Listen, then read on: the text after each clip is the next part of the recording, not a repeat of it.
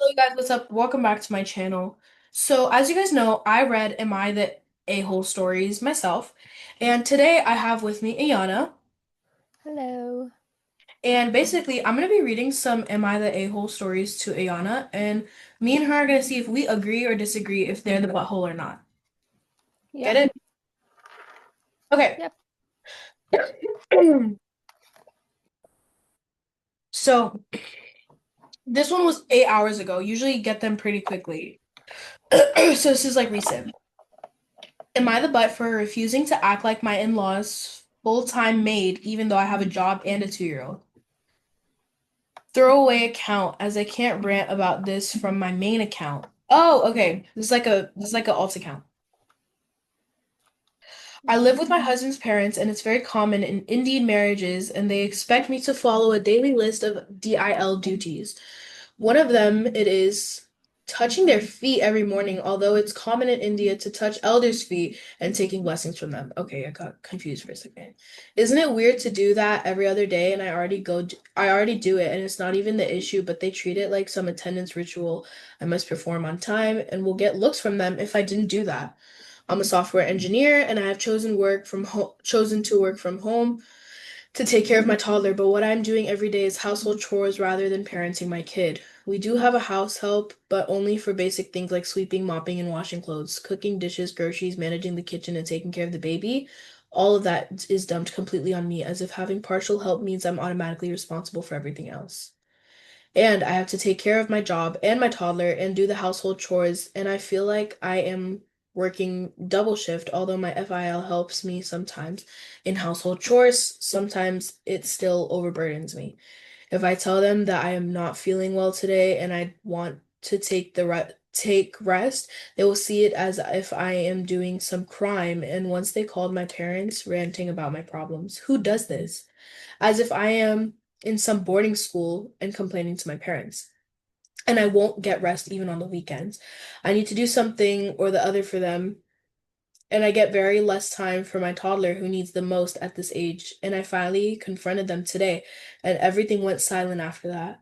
In-laws didn't talk to me after that, and my husband out of station currently. My husband supports me privately, but the moment his parents start sulking, he goes quiet because he doesn't want more drama. Even in India, this level of entitlement is not normal. Most families share chores or at least understand when someone is overworked. Am I the butt for finally asking for help, refusing to be everyone's unpaid maid? Hmm. I don't know. What do you think? You're muted. Whoops. Honestly, I think yeah, that's definitely what the heck? Why are your in-laws doing that to you and stuff? Like you should, if you have your job, you should be doing that instead of focusing on their traditions and stuff.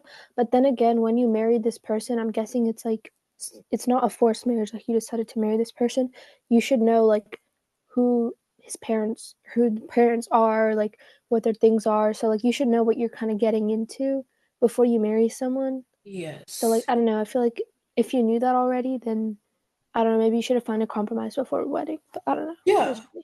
Yeah. I agree. I think it's like a double-sided thing. But I then again, agree. no one should be treating you as an unpaid maid. Like you shouldn't Especially when you feel have a that. 2-year-old toddler. Yeah.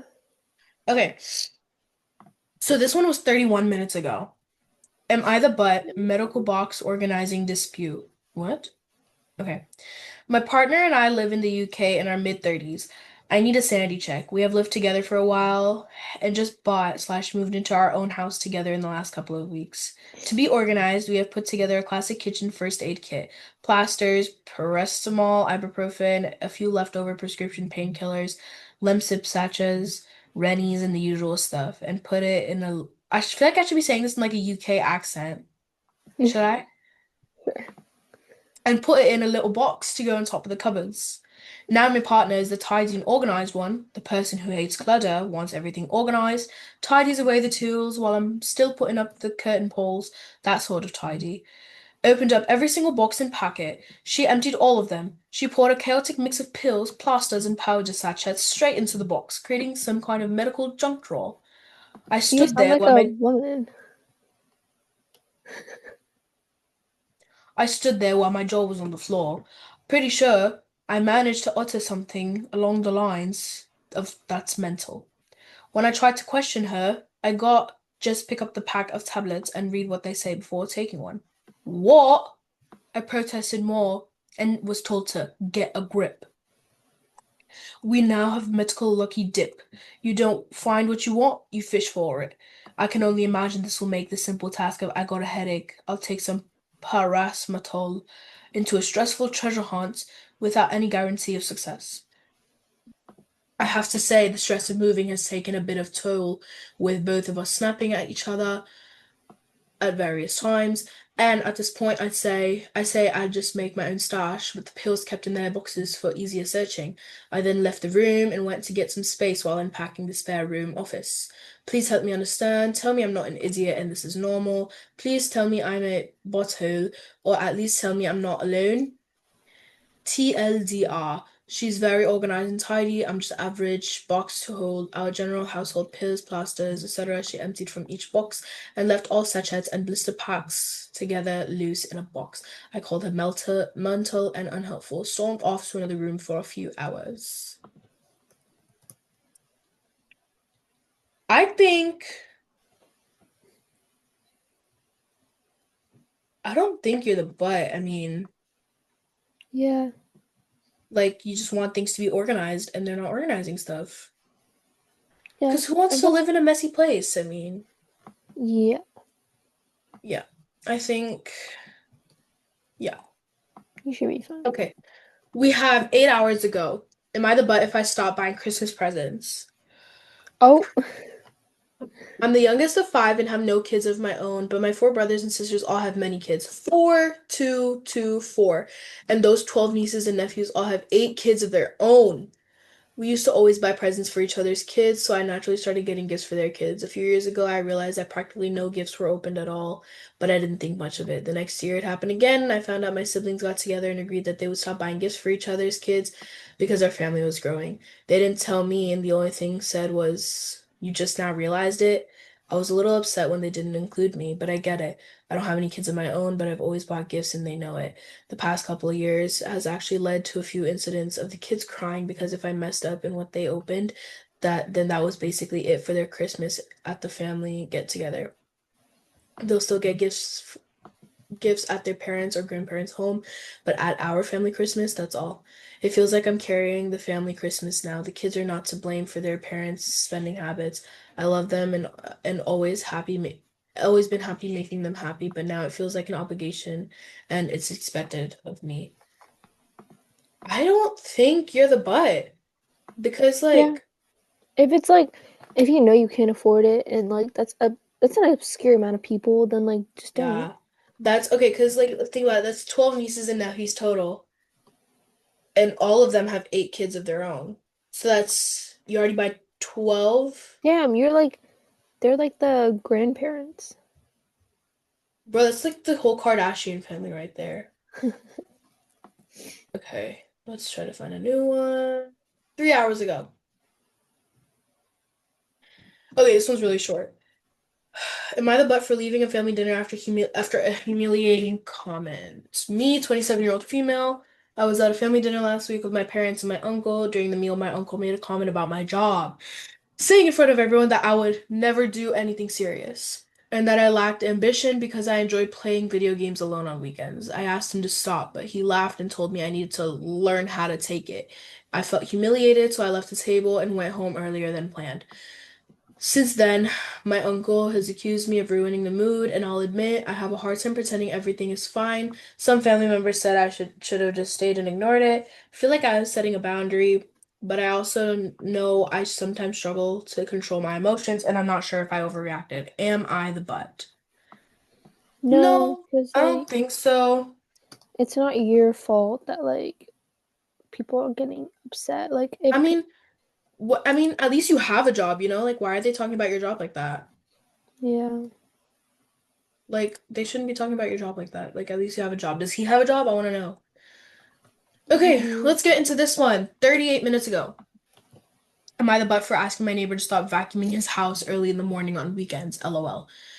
I live in a semi-detached house. It's an old house and the walls are extremely thin. I can literally hear my neighbors cough and sneeze, so I can hear everything else. Anyways, every morning, all of a sudden on Saturday and Sunday, without fail, for the last few weeks, he's been vacuuming at 6 a.m. and I'm talking like 5:40 going on 6 a.m., not 6 a.m., about to be 7 a.m. I work full-time during the week, so weekends are the only mornings I get to actually sleep in.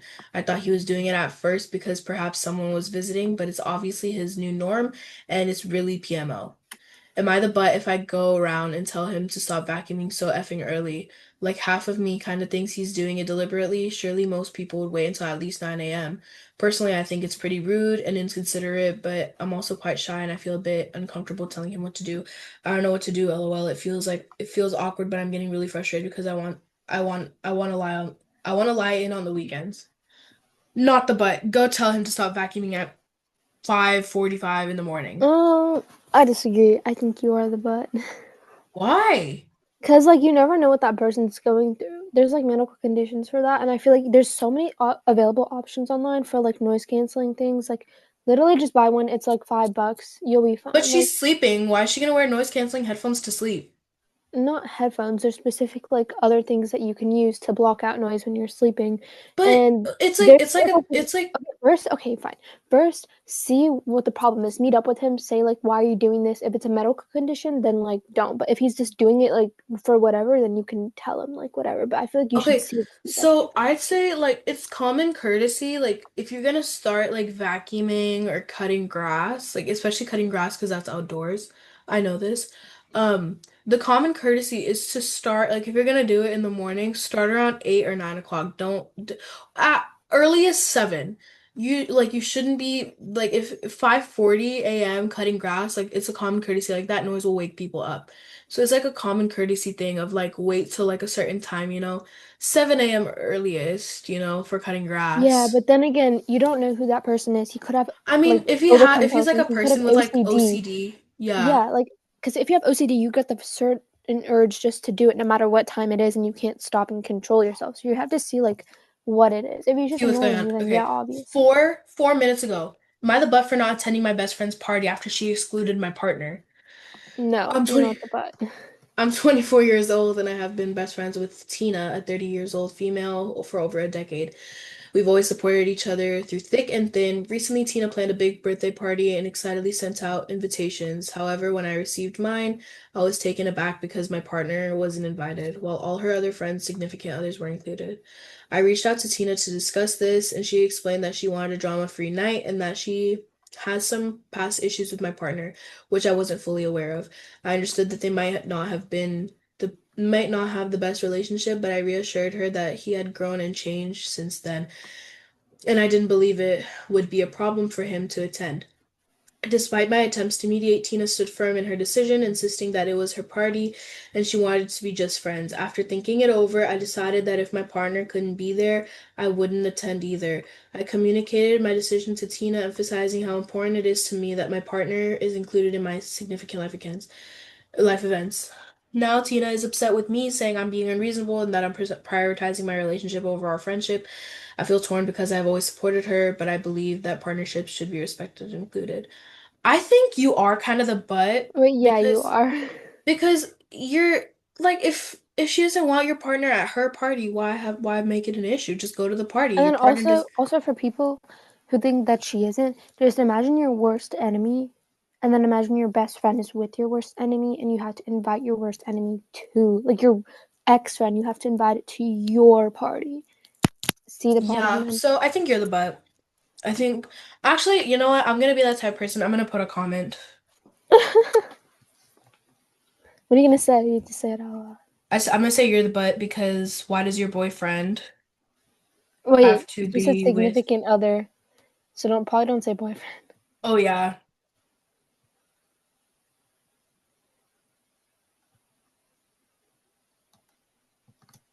What are you saying? hang on.